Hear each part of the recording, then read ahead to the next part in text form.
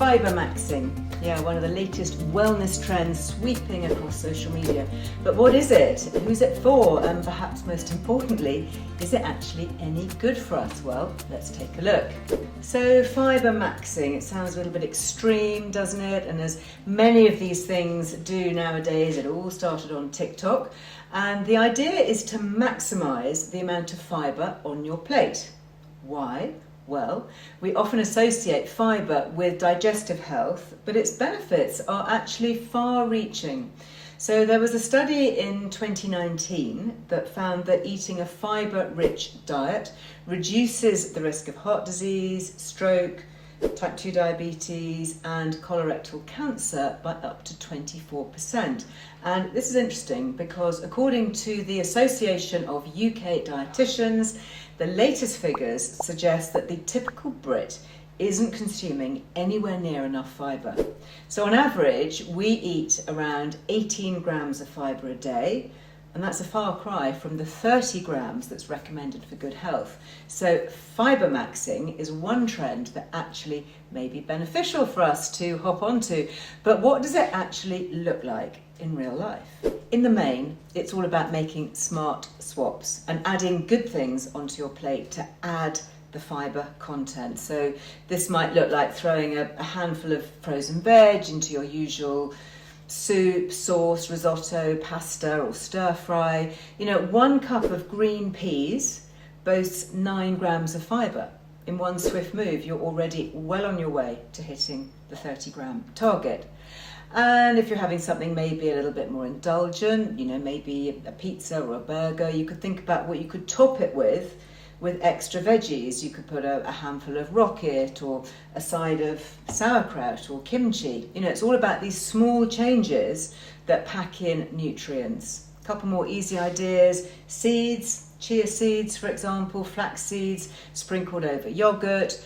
Just 2 tablespoons can provide around 10 grams of fibre. Plus, they've got other benefits too. They're rich in omega-3s. They can support things like our heart health, our brain function, hormones and skin. Another thing, throw that peeler away. Yeah, keeping the skin on potatoes or sweet potatoes, beetroot, anything like that is a really easy way to up the fibre content of your meals.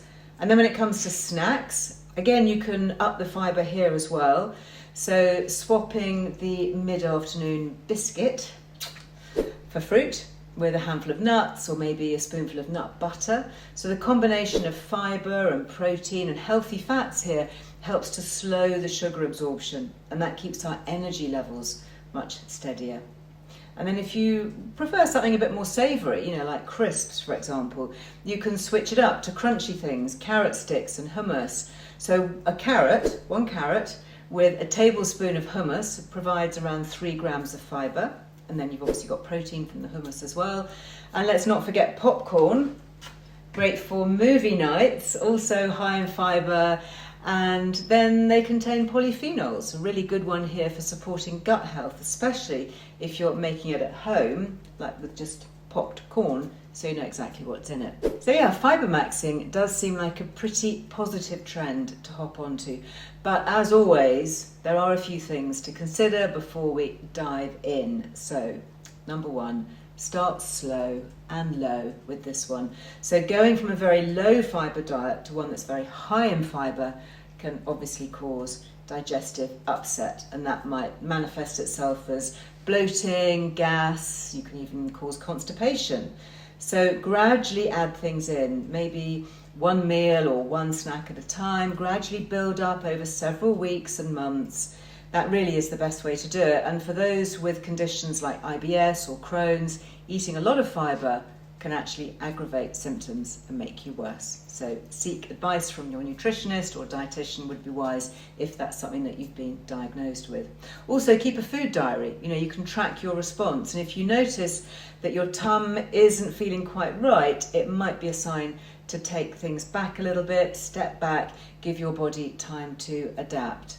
And then don't forget that some types of fibre actually need fluid to move through the gut more. So staying really well hydrated, plenty of water, lots of electrolytes is really key. So there we have it, fibremaxxing in a nutshell. What do you reckon? My verdict? Yeah, I think this one seems pretty good. You know, I'm all about adding those little small wins to our plate because they all add up, don't they, over time. So I'd love to hear your ideas for adding more goodness into your meals and your snacks especially. Snacks is always a tricky one, isn't it?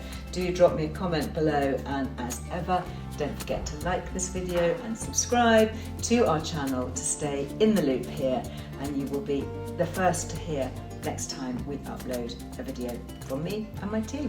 Anyway, until next time, go very well. Goodbye.